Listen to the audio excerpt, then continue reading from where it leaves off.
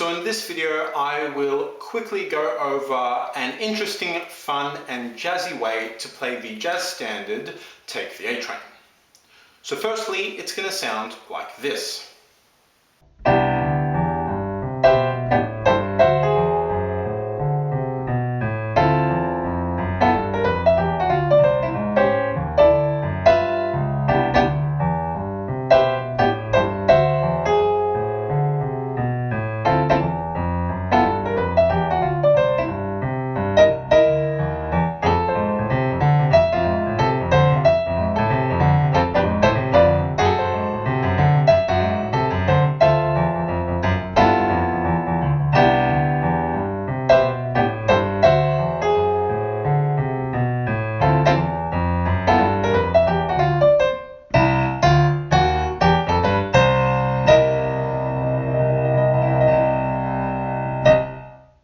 So let's break down what I just did there.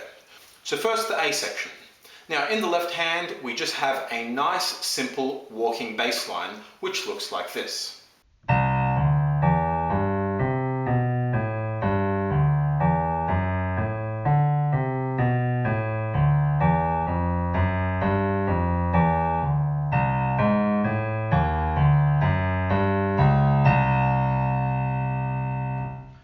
In the right hand, we're obviously playing the melody.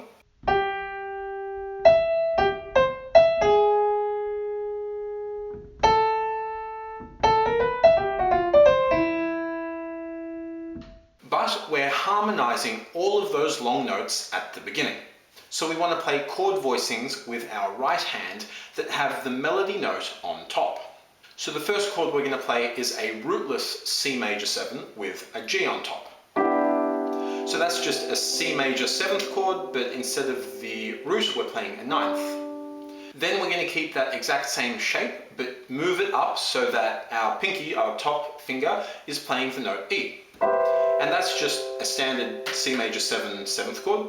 Then back down to the G, then up to the C. Still keeping the same chord shape, and that's just a C6. So in an inversion, there's your C6, we're putting the C on top. So the benefit of playing these particular voicings is that you can just keep your hand in the exact same shape and just kind of bop it, move it from note to note.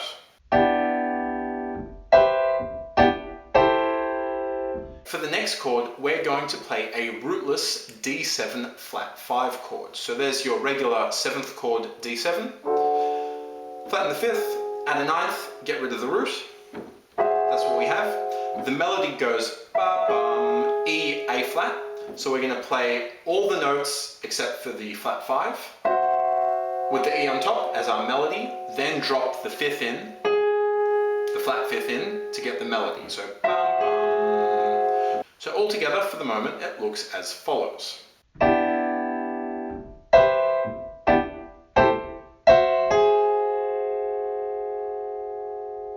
Next, we have melody note A on a D minor 7 chord. We're going to play a rootless D minor 7.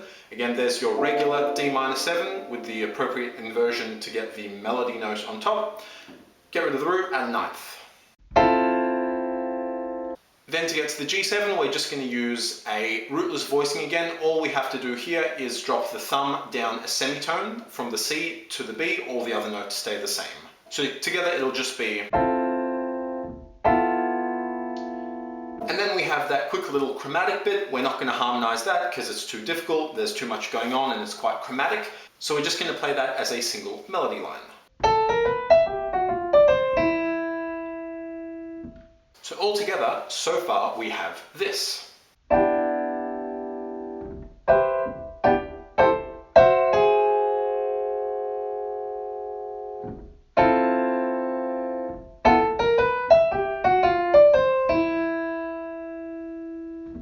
Then we have that little turnaround that goes from the C major to A7, D minor, G7, back to the C. So it's a little 1, 6, 2, 5.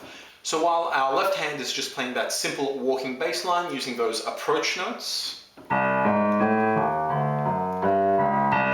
right hand is going to play a little fill using quartal chords. So we're going to play this for the A7, this for the D minor 7, this for the G7. So together it'll go.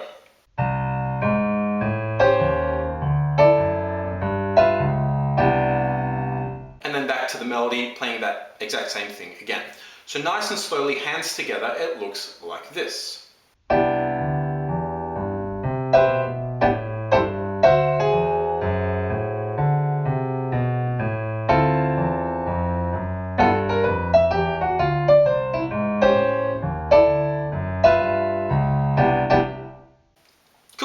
And that's it, that's the A section, and because it's an AABA form, we already know 3/4 of the song. Brilliant. Next, the B section. So to mix this section up a bit, to change the feel of it, instead of just doing a simple 4 to the bar walking bass line, I changed it into an 8 to the bar boogie woogie feel bass line, where I did this.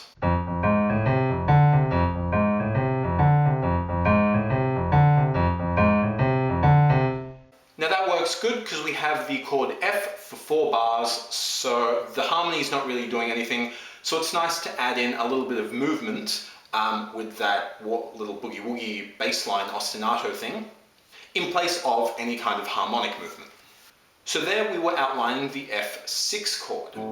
To play the D7 in the next bar, I played the exact same thing, but I simply raised the root note up to an F sharp. And there we have an inversion of a D7 chord. So I did the exact same little bass line. Then I used a very standard bass line used over 2-5-1s. From the 2, I just walked up to the 5, then down to the 1. But to keep that 8 to the bar feel, I just doubled every note. And then back into section A with our standard walking bass line. And in the right hand, we more or less just played the standard melody. But with little crushed notes over the A.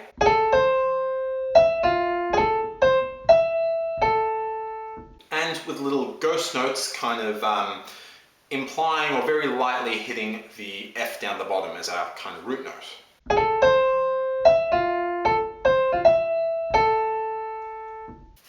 Right, so nothing too fancy there. We're just adding little bits of ornamentation to make the melody a little bit more interesting and to give it a bit more movement.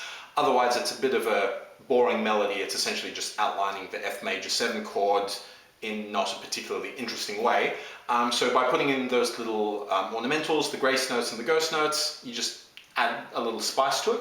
After I finished that little phrase, I just took this general chord shape, F major triad in the second inversion, and just did a really cheap trick with it, just walked it up through all the white notes. So again, the notes there aren't super important. It's more about just inserting a little bit of rhythm and something really into that little rest or the gap at the end of the phrase to keep it moving, to keep it light and interesting.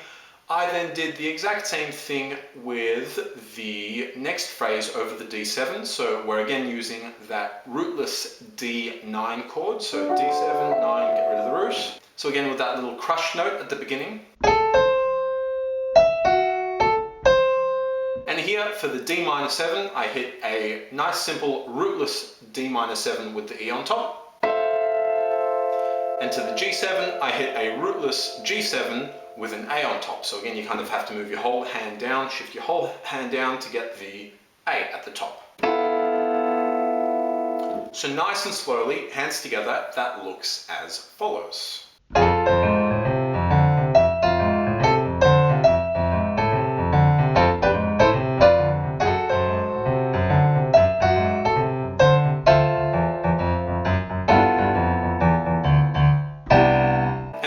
Into the A section for the final A section.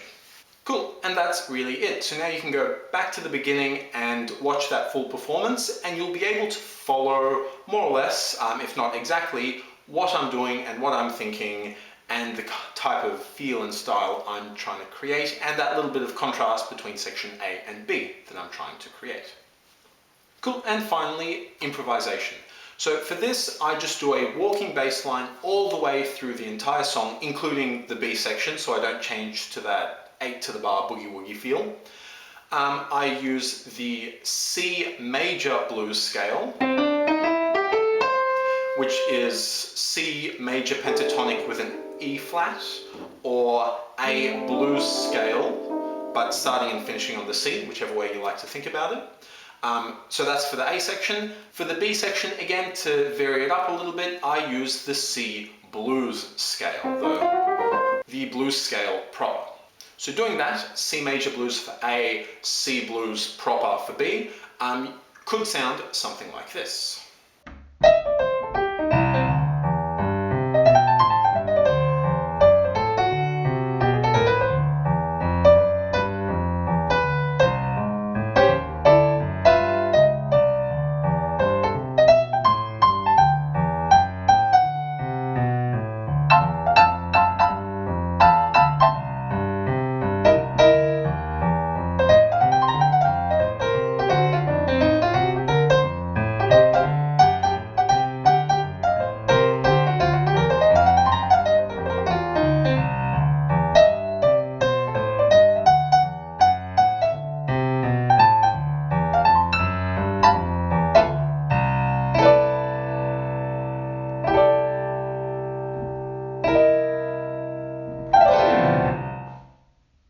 Good, so a little bit messy, but you get the general idea.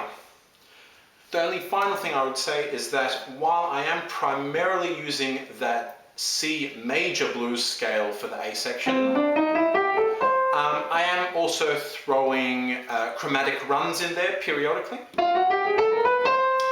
And also, very importantly, over the D7 chord, because that's really the only chord in that section that has any black notes or any outside notes outside of the C major scale, I make sure to really emphasize, target and land on that F sharp over that chord, because I think it just creates an interesting contrast to the rest of the section, which is just purely white notes.